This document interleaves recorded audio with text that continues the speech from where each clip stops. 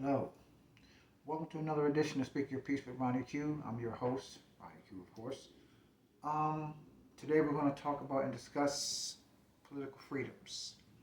And what I mean by that is not just personal freedoms or amendments or life freedoms and uh, governmental freedom. I want to talk about political freedoms when it pertains to cultures.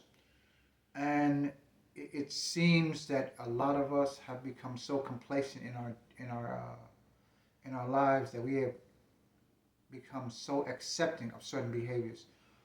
Anything from those of us who are being blatantly racist, or blatantly ignorant, or blatantly phobic, or blatantly anything. Like anything is all put under the guise of freedoms.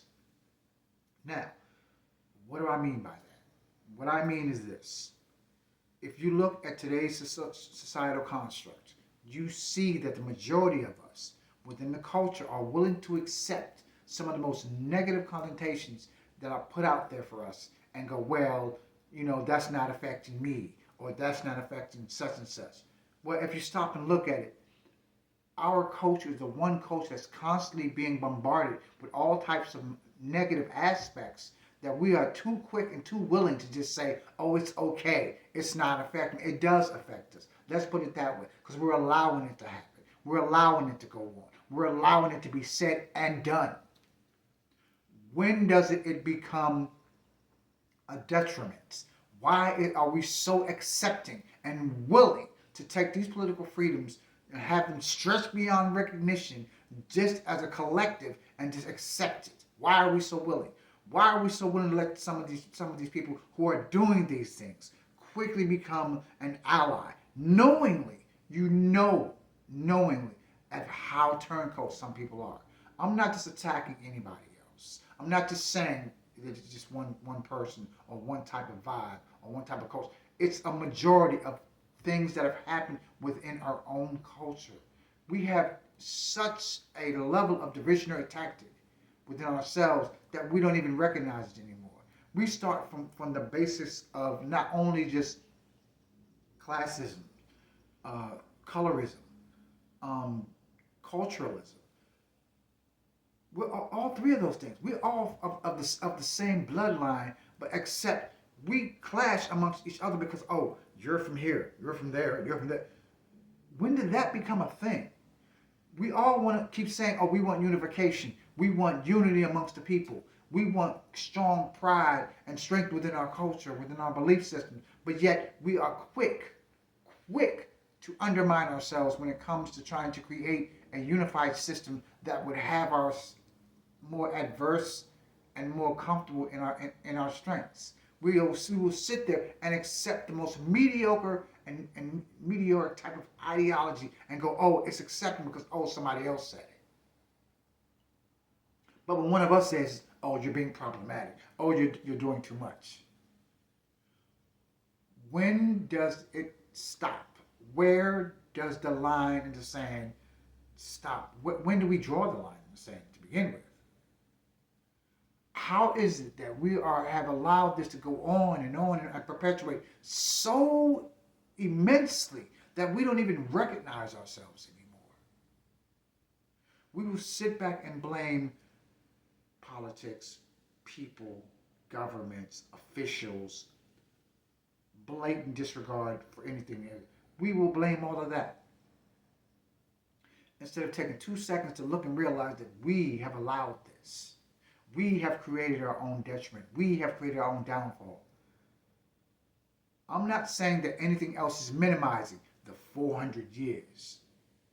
Okay? Before any of you even think about coming at me with that, no one's minimizing that. I'm talking about what's going on exactly at this time right now.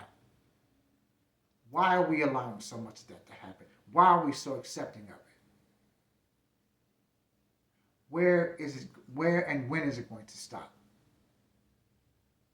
It has to be done. We have to wake up from this blind, need to be led type of mindset.